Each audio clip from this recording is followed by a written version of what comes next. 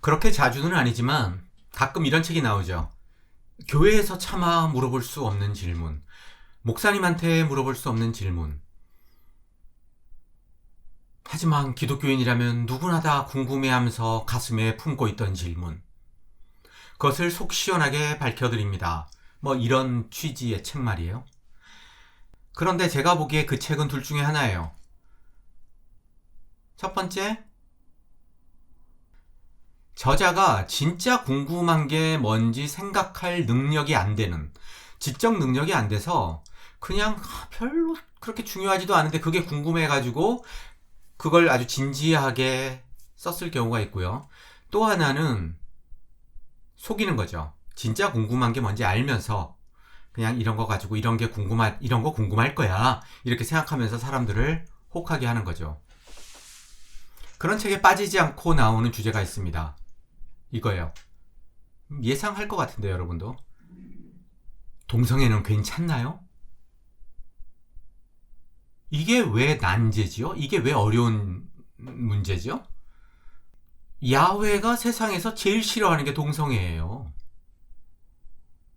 로마서 1장 보세요. 기독교의 창시자 바울도 동성애를 얼마나 싫어했는데요. 그런 동성애니 뭐니 그런 죄 때문에 단지 인간만 괴로운 게 아니라 온 우주가 고통하고 있다고 얘기한 게 바울이에요. 동성애가 괜찮나요? 이 질문은 제가 보기에는 사람을 죽여도 되나요? 이거하고 똑같아요. 그게 난제입니까? 하지만 거기에 대한 답은 뭐죠? 세상이 하도 바뀌다 보니까 여기에 따라가려다 보니까 소위 말하는 인권 때문에 기독교를 거기에 발맞추게 하려다 보니까 뭐 동성애가 괜찮다. 더 큰 범위로 봐야 된다. 뭐 죄는 미워해도 사람은 미워하면 안 된다. 아니 죄하고 사람하고 어떻게 구분을 해요? 그게 가능합니까? 무슨 말 같지도 않은 소리. 죄하고 사람하고 어떻게 구분을 하냐고. 누가 살인을 저질렀으면 그 사람이 저지른 살인은 미워하면서 그 사람은 좋아하는 게 말이 돼요, 그게? 아무튼 뭐 그런 식으로 막 그냥 하면서 야훼는 동성애자 아주 사랑하고 뭐 동성애라는 죄는 미워할지 몰라도 그는 사랑하고 말 같지도 않은 소리를 하죠. 이 방송 보는 사람 중에 뉴스엔조이 관련자가 있을지 모르겠는데 제가 뉴스엔조이를 꽤 오래 후원하다가 한 몇 년 전에 끊었어요. 왜? 너무 동성애 관련해서 지지하는 기사를 많이 내는 거예요. 지금 그게 내 눈에는 어떻게 보이는 줄 압니까? 동성애 옹호하는 기독교인들이 이런 거예요. 지금 용산에 사는 사람, 북한이라면 치를 떨잖아요.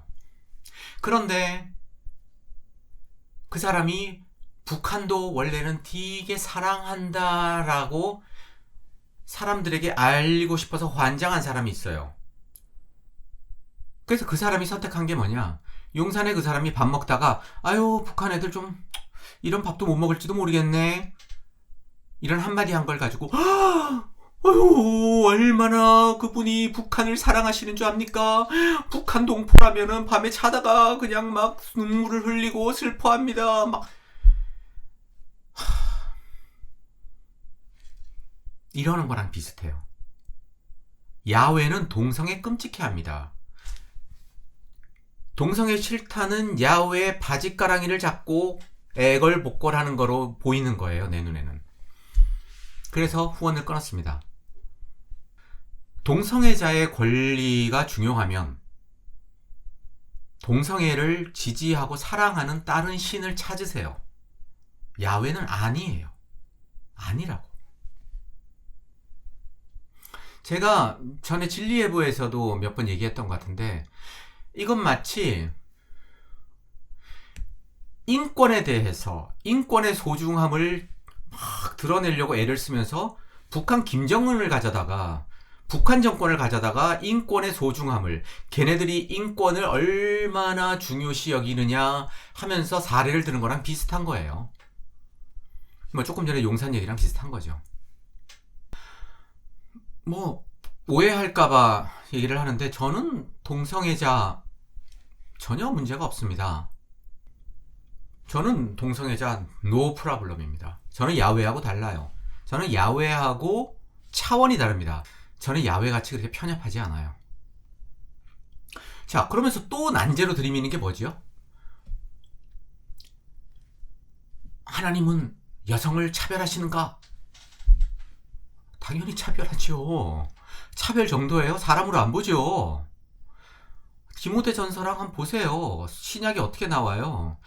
우리 인간이 이렇게 다 타락한 게 뭐 때문이야? 여자 때문이잖아. 그러면서 하와 욕하잖아요.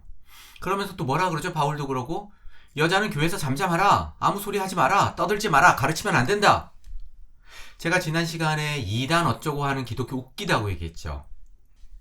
여자가 전도사하고 목사하는 교회 다 이단이에요. 성경대로 하면. 아니에요? 아닙니까? 분명히 금지했어요. 여자는 가르치지 말라고. 이단이에요, 다. 그러니까 목사들 집단이 이단이니 뭐니 가지고 사람들을 얼마나 괴롭히는 줄 압니까? 제 친척 목사 한 명이, 이게 좀 오래전인데, 길모 목사라는 사람한테 이단으로 찍혀가지고 오래 고생을 했어요. 그쪽에서 그 목사를, 제 친척 목사를, 저한테 아저씨뻘 되는 사람인데, 이단이라고 얘기한 이유가 뭐냐? 이런 말을 했대요. 우리 교회의 당회장은 성령입니다. 그게 이단이에요? 우리 교회의 최종 결정권자는 성령님입니다. 이 소리잖아요. 근데 그게 이단인가요? 아무튼 뭐 그걸 가지고 오래 고생했어요. 제가 보기엔 미친놈들이죠. 아니, 일단 여자 전도사, 여자 목사 있는 교회 싹 다 이단으로 해야 돼요. 싹 다. 그 다음에 동성애 지지하는 도 싹 다 이단으로 해야 돼요. 아닌가요? 그리고 또 이제 또 심심하면 나오는 주제 중에 하나가, 구약에서 막 사람들을 살해하고 막 남녀노소 가리지 않고 다 죽이는 야훼, 어떻게 그게 사랑의 하나님의 모습이죠? 그게 왜 난제지요? 야훼는 부족신이에요. 아유, 물론 뭐 야훼가 이스라엘의 부족신이 아니라 전 우주를 사랑하는 신이다 라는 입장에서 보면 난제일 수 있죠. 그렇죠, 그럴 수 있어. 하지만 그것만 깨달으면 돼요. 야훼는 부족신이에요. 야훼는 지 민족밖에 몰라요. 제가 지난 시간에 얘기했잖아요. 자식이 지 민족이면 조두순이니 뭐니 히틀러가 태어나도 야훼는 사랑해요. 하지만 아무리 고귀한 사람이 있더라도 다른 민족이면 야훼는 죽인다니까. 그게 야훼예요. 부족신이니까. 내가 아무리 못나고 모자라도 우리 아버지 어머니한테 내가 누구예요? 내 자식이잖아요. 제 자식들도 아무리 뭐 어떻게 하더라도 저한테는 자식이에요. 똑같아요. 아우, 제가 너무 잘생겼어 하면서 자기 자식 버리고 잘생겼다는 걔한테 가가지고 헬렐레 하고 있는 부모가 그게 제정신입니까? 미친 부모죠. 야훼는 오로지 유대민족만 좋아한다니까. 그러니까 다 죽이는 게 맞아요. 우리 애들한테 위협이 되면 다 죽이는 거야. 다 죽여. 죽여. 당연한 거예요. 10계명의 1계명이 뭐예요? 그러다 보니까 야훼의 최고 관심사는 우리 애들이, 우리 민족이 다른 신 섬기면 어떡하지? 자, 야훼가 부족신이라는 말은 무슨 말입니까? 다신사회란 얘기예요. 부족이 한두 개예요. 부족마다 신이 있어요. 야훼 관심사는 오로지 하나. 우리 민족, 이놈들이, 이 유대 민족 이놈들이 다른 신을 섬기면 어떡하지? 나를 버리고 저쪽으로 가면 어떡하지? 그거 외에는 관심이 없어요. 그러니까 1계명이 뭡니까? 나 외에 다른 신을 섬기지 마라. 아니, 신이 자기 하나면 그게 말이 됩니까? 제가 책에서도 몇 번 얘기했던 것 같은데, 아담과 하와 둘밖에 없는데 하와가 아담 보고 바람 피지 마. 그게 말이 됩니까? 난제가 아니에요. 기독교인이 난제라고 생각하는 질문의 상당수가 부족신이 갑자기 온 우주의 신이 되어버리면서 생긴 괴리, 그 괴리가 초래한 문제입니다. 그러니까 오리지널 부족신 야훼로 돌아가면 싹 다 해결돼요. 하나도 어려울 게 없습니다. 그리고 뭐 어떤 책엔 이런 것도 있던데, 예수님이, 하나님이 노예제도를 지지한 게 맞나요? 맞지요. 노예제도야말로 성경이 가장 확실하게 지지하는 사회제도죠. 미국에서 가장 큰 교단이 남침례 아닙니까? 그 남침례가 왜 생겼어요? 서던 베프티스트라고 하죠. 노예제도를 놓고 똘똘 뭉친 게 남침례의 오리진입니다. 기원이에요. 예수 시대에도 그랬고, 원래 뭐 구약 시대에도 그랬고, 사람 차별은 당연한 거였어요. 사람 차별은. 뭐 기독교가 한국에 들어와서 뭐 여성 차별이 없어졌고 사회 발전이 없어졌고 기독교가 들어가는 국가마다 나라가 발전하고, 개소리 하지 말라고 하세요. 개소리. 그건 왜 그런 개소리가 나오냐? 무식해서 그렇습니다. 그러면 진짜로 궁금해야 되는 문제는 뭐냐? 이런 거예요. 야훼가 온 인류의 신인데, 창세기 처음에 보면, 그런데 왜 유대민족 하나만 선택을 해가지고 그 민족 신으로 자신을 축소시켰지? 뭐 이런 거 궁금할 수 있죠. 그 다음에 애굽에서 이스라엘 백성들 데리고 나올 때 야훼가 얼마나 대단합니까? 막 10가지 재앙 주면서 그러니까 바로가 꼼짝도 못하게 만들잖아요. 그런데 바벨론에 잡혀간 이스라엘 민족들한테는 왜 야훼가 그런 모습을 안 보여주지? 왜 고레스가 메시아라는 둥, 이런 말도 안 되는 아부를 떨면서 고레스가 이렇게 이스라엘 민족들을 돌려보내는 식으로 하지? 왜 그 야훼의 대단한 능력을 안 보여주지? 뭐 이게 조금 어려운 말로 하면은 뭐 신학적으로는 그 야훼의 히든니스, 창세기로부터 해가지고 점점 야훼가 나타나는 빈도가 줄어들거든요. 여기에 관한 책은 적지 않습니다. 뭐 그것도 뭐 난제라고 할 수도 없지요. 뻔하죠. 왜요? 옛날 애굽인이 이집트, 이거는 다 신화고 있지 않은 얘기니까 뭐 야훼가 나와가지고 막 뭐 활개를 치더라도 별 문제가 없어요. 어차피 역사가 아니니까. 그런데 바벨론, 아시리아 뭐 이때는 진짜 역사란 말이에요. 이미 숱한 기록들이 있는데 야훼가 나와서 무슨 기적을 행했다, 이런 소리 못하는 거죠. 차마. 뭐 하지만 기독교인 입장에서는 난제일 수 있다는 거예요. 뭐 저 같은 사람한테는 전혀 난제가 아니지만, 뭐 이것도 마찬가지입니다. 뭐 저한테는 전혀 난제가 아니지만, 아니 왜 야훼는 메시아에 관해서 몇천 년 동안 이스라엘 민족에게 그렇게 애매하게 알려준 거지? 사실 애매하지 않아요. 메시아에 대해서. 메시아는 민족 해방자라고 정확하게 알려줬습니다. 그런데 메시아는 민족 해방자가 아니라 십자가 지고 죽었잖아. 왜 이런 메시아야? 메시아는 오면 죽을 거야. 알았어. 그러니까 너희들 오해해가지고 메시아 죽이는 일이 없도록 해야 돼? 왜 이렇게 명확하게 알려주지 않았지? 궁금해야 되지 않습니까, 이거? 뭐 기독교인은 이거는 쉬워요. 왜? 기독교인 머릿속에 유대민족은 다 모질이니까, 그냥 불쏘시개니까. 그게 얼마나 황당한 건지 한번 생각해 보세요. 얼마나 그게 말이 안 되는 소리인지. 저는 세상에서 가장 모질이로 보는 사람 넘버1이 뭔지 압니까? 예수 믿는 유대인이에요. 예수 믿는 유대인. 저는 그냥 오죽하면 그냥 이러고 맙니다. 신약으로 넘어오면 이게 궁금할 수 있어요. 뭐 이건 제가 참 열심히 믿을 때도 항상 궁금하던 문제입니다. 예수님은 세상이 곧 끝난다고 했잖아요. 끝났어요? 안 끝났잖아요. 바울은 세상이 곧 끝난다고 했어요. 휴거되고 죽은 사람 다 일어나고 살아있는 사람은 죽음을 맛보지도 않고 하늘로 올라갈 거라고 그랬어요. 끝났어요? 안 끝났잖아요. 이거 안 궁금한가요?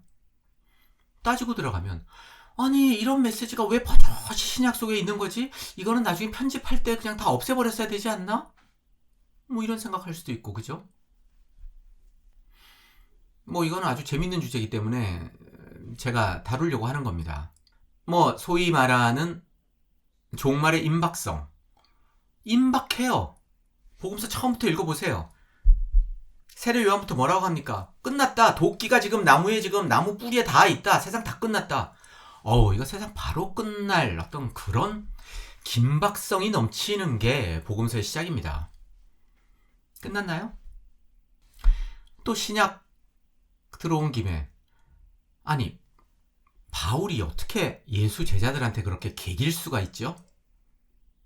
예수 제자들이 누구예요? 예수와 3년간 동고동락한 사람입니다.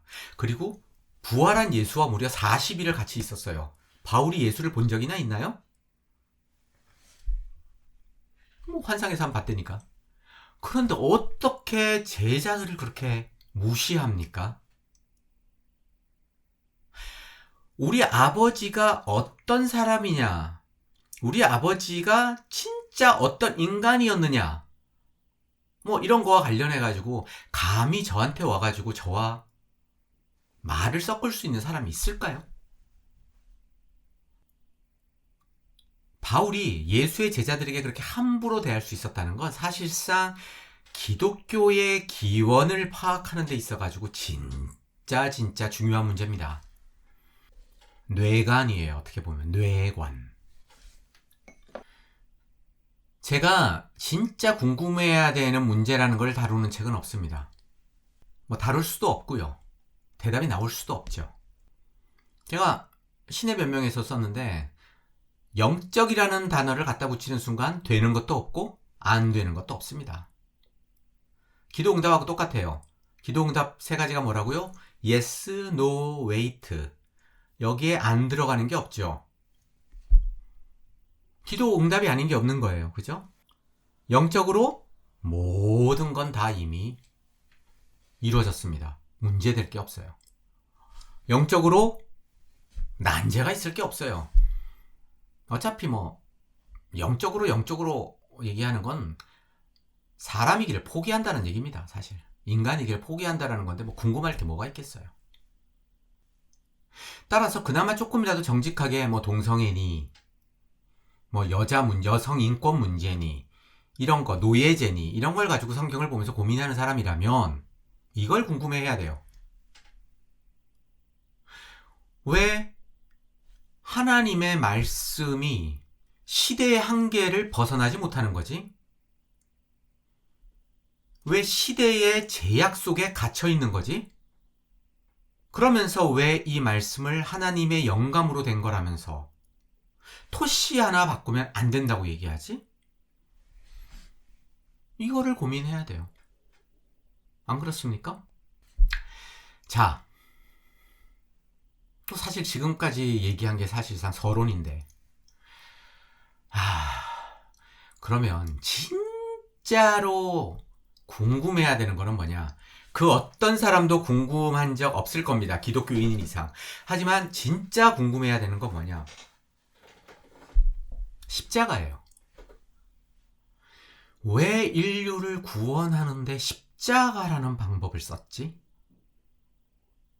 오해의 소지가 보통 많은 게 아닙니다. 십자가가. 오죽하면 바울도 그렇게 얘기했잖아요. 보통 사람에게는 어리석은 거다라고 썼어요. 그 말에 뭐 은혜를 받는 사람도 있겠지만 뭐 저도 그랬으니까 오해의 소지가 보통 많은 게 아닙니다. 이건 너무 지금 제가 단순하게 얘기한 건데 이것도 따로 다뤄야 될 문제예요. 십자가가 가진 문제라고 해야 될까? 십자가가 가진 딜레마. 아무튼 왜 그 방법을 썼지? 그거 말고도 너무너무 구원할 수 있는 방법은 많아요. 하지만 십자가와 더불어 또 하나 정말로 왜 그랬지? 라는 질문을 던져야 되는 게 뭐냐? 바로 앞으로 3번 더 다룰 부활입니다. 부활. 십자가만큼은 아니지만 부활. 정확하게 말하면 뭐냐? 왜 이런 식으로 부활했지?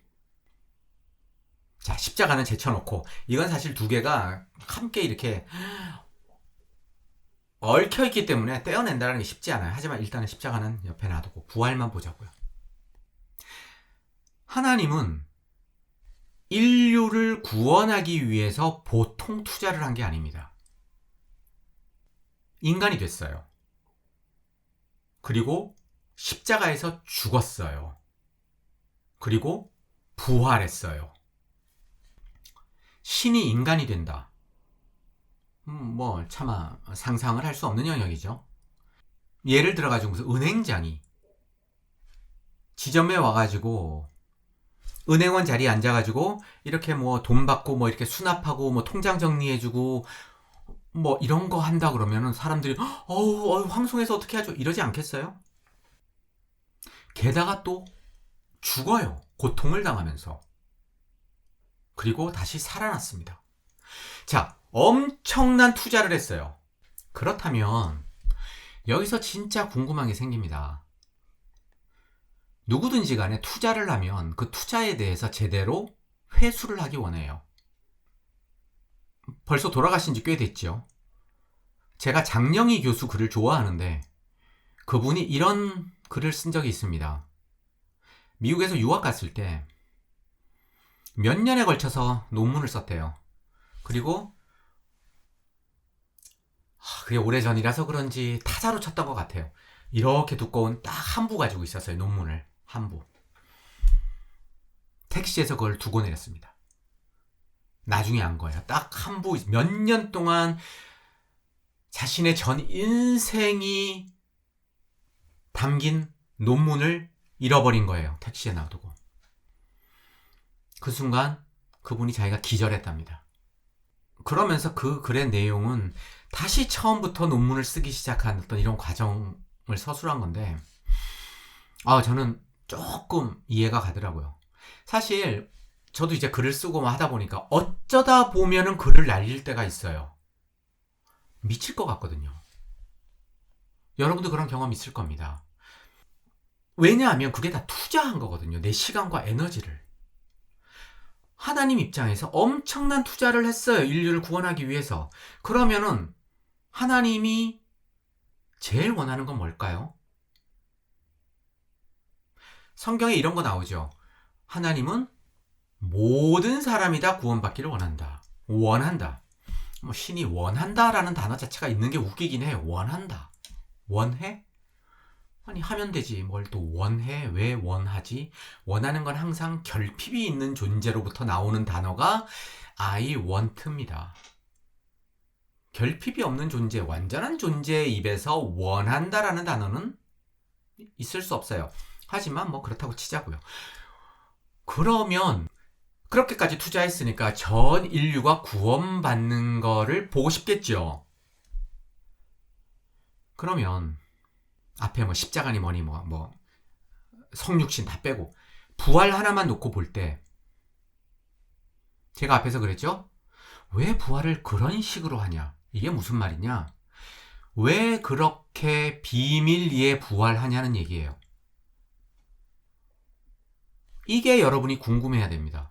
정말로 전 인류가 구원받는 게 하나님의 목적이라면, 진짜 원하는 바라면 부활한 다음에 굳이 나타나지 않아도 될 사람한테 뭐하러 나타나요?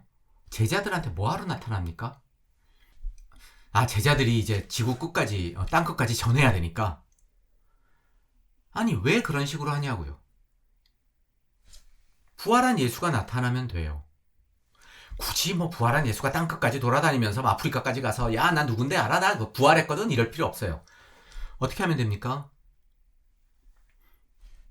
빌라도한테만 나타나도 돼요. 대제사장한테만 나타나도 됩니다. 사실 제가 이 부분은 제가 쓴 책 부활에서도 다룬 부분이에요. 사실 그 책에서 가장 중요하게 다룬 부분이 이거죠. 왜 그렇게 비밀리에 나타나가지고 비밀리에 숨어서 돌아다니다가 사라지냐고요. 이걸로 봐서는 하나님이 온 인류가 구원받기를 바란다라는 말 자체가 거짓말이다라는 생각을 할 수밖에 없어요. 이거는 사람들이 부활했다라는 거를 모르도록 하기 위해서 숨어 다녔나?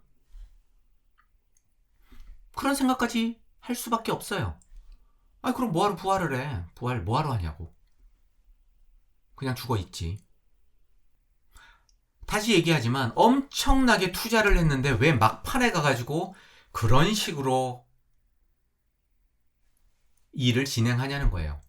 이건 마치 비싼 돈을 들여가지고 BMW 엔진을 딱 사서 차에다 장착을 했는데 밖에 껍데기를 마티즈로 싹 갖다 놓는 거와 똑같아요. 그럼 사람들이 뭐 마티즈인 줄 알지. 마티즈 속에 왜 BMW를 투자하냐고요. 마티즈라는 차 속에 왜 BMW 엔진을 투자하냐고요. 마티즈가 따라가지도 못하는데 그 엔진을. 수백억을 들여가지고 뭐 브래드 피트든 뭐 탐 크루즈든 이런 사람을 섭외해가지고 영화를 찍어놓고 개봉관을 하나나 2개 정도 잡아가지고 개봉하는 게 말이 되냐고요. 그게. 예수 부활이 그거와 뭐가 달라요. 그러다 보니까 부활과 관련한 모든 이야기는 다 넌센스가 되는 겁니다. 코미디가 되는 거예요. 제가 이제 다음 시간에 다룰 게 그 부분인데, 그렇다 보니까 그렇게까지 인류의 구원을 위해서 하나님이 쏟은 투자가 이상한 거예요. 그래? 그럼 전 인류가 구원받기를 원한 게 아니면 뭐지? 애초에 선택한 사람들만 구원하려는 건가? 그러면 그 사람들 때문에 이렇게까지 투자할 필요가 있어요? 인간이 되고 뭐 죽고 뭐 부활하고 뭐 그런 거 뭐하러 해? 어차피 그렇게 선택한 사람은 야, 나 사실은 너 되게 사랑하거든? 됐지? 그거 믿어야 천국 온다? 아니, 그 정도 말만 들어도 다 믿어요. 어차피 다 선택됐는데 뭐. 뭘 해도 다 믿어요.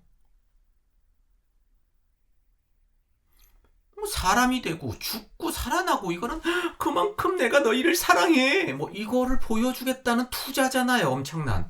그러면 거기에 걸맞게 다른 건 몰라도 부활하고 나서라도 드러내야지. 제자들 보고 땅끝까지 가거라. 그 저희를 의심할 수밖에 없는 거예요. 제가 얼마 전에도 썼던 예화인데 다시 한번 얘기를 하죠. 저 용산에 있는 누군가가 갑자기 이런 생각이 들었어요. 요즘 참 공무원들 참 돈 많이 낭비해. 이 낭비되는 걸 싹 다 모아가지고 요즘 경제가 어려우니까 국민들한테 1인당 10만원씩이라도 나눠주자. 자, 이런 참 기특한 생각을 했다고 치자고요. 그런데 이 소식을 어떻게 전하냐? 용산에 있는 조그만 경로당에 찾아가가지고 노인들 5-6명 앉아있는데 내가 이런 생각을 했습니다. 이러니까 여러분들이 좀 이렇게 돌아다니면서 좀 알려주세요. 그 대신 기한은 있습니다. 이 기한까지 동사무소 가가지고 주민등록증 내고 그러니까 등록하지 않으면 받을 수가 없어요. 그러니까 정말로 해남 땅끝까지 여러분이 알려야 됩니다. 너무너무 중요해요. 시간이 없습니다, 우리. 이거하고 뭐가 다르죠? 어떻게 하면 되죠? 방송국 나와서 전 국민이 듣게 발표하면 됩니다. 예수 시대에는 그런 게 없었으니까 이해해요. 이해합니다. 그래도 부활 가지고 얼마든지 가능한 방법이 있잖아요. 다시 얘기하지만 빌라도나 대제사장한테만 나타났으면 돼요. 아니면 그 당시에 객관적인 기록을 하는 사람들한테만 나타났으면 됩니다. 아무도 모르니까. 기독교인이야. 무슨 소리예요? 500명한테도 동시에 나타났고, 제자들 다 나타났고, 막달라 말이야. 아무도 모르니까. 아직까지 2000년이 지난 지금까지도 예수가 부활했냐 안 했냐를 가지고 싸우고 있잖아요. 게다가 바울이 뭐라 그랬습니까? 기독교인이 어떤 존재라고요? 예수가 부활하지 않았으면 가장 불쌍한 존재라고 했어요. 그 정도로 부활이 중요한 문제면 기독교인이 가장 불쌍한 존재가 되지 않게 그 부분을 가지고 혹시 내가 가장 불쌍한 존재 아닌가 하고 불안하지 않게 명확하게 증거를 남겼어야죠. 다음 시간부터 제가 딱 3번만 걸쳐가지고 부활 스토리의 숨은 개그 콘서트 개콘 3개를 뽑았습니다. 이거 쉽지 않았어요. 뭐 한두 개가 아니라서. 그런데 3개를 뽑았어요. 그래가지고 하나씩 하려고 합니다. 이거를 뭐 부활에 어떤 문제되는 거를 다 얘기하려면은 정말로 이거는 뭐 책 1000페이지를 써야 될 정도로 방대하기 때문에 그냥 재밌는 걸로 3개만 뽑았습니다. 다시 처음 이야기로 돌아가서 성경을 보면서 이건 참 궁금하다. 왜 이랬을까? 이런 질문을 던질 정도로 진지한 기독교인이라면 이 부분, 부활에 대해서 의문을 가져야 합니다. 왜 그랬지? 왜 그렇게 숨어서 다녔지? 왜 아무도 몰랐지? 진짜 중요한 그런 문제를 놔두고 동성애 어쩌느니 여성 권리 어떻느니 이런 얘기하는 거는 롯데타워에 불이 났어요. 그런데 그 불은 신경도 쓰지 않고 근처에 가로수 가지에 불이 붙었는데 그걸 가지고 불 났어 이거 꺼야 돼 하는 거하고 똑같은 겁니다. 그런 게 진짜 궁금하다고 생각하고 중요한 거라고 생각하는 기독교인은 아직까지 기독교의 기자도 모르는 사람입니다. 기독교가 가진 문제는 생각보다 심각합니다. 단순히 동성애 이런 게 아니에요.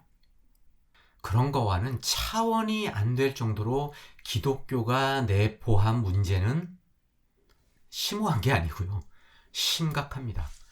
그런데 그 심각함을 다음 3시간 동안 최대한 재미있게 개그 콘서트 개념으로 풀어보려고 합니다. 오늘처럼 길지 않도록 노력을 하겠습니다. 너무 길다고 컴플레인하는 사람이 좀 있는데 양해하시고 오늘도 긴 시간 들어주셔서 고맙습니다. 그러면 다음 시간까지 안녕.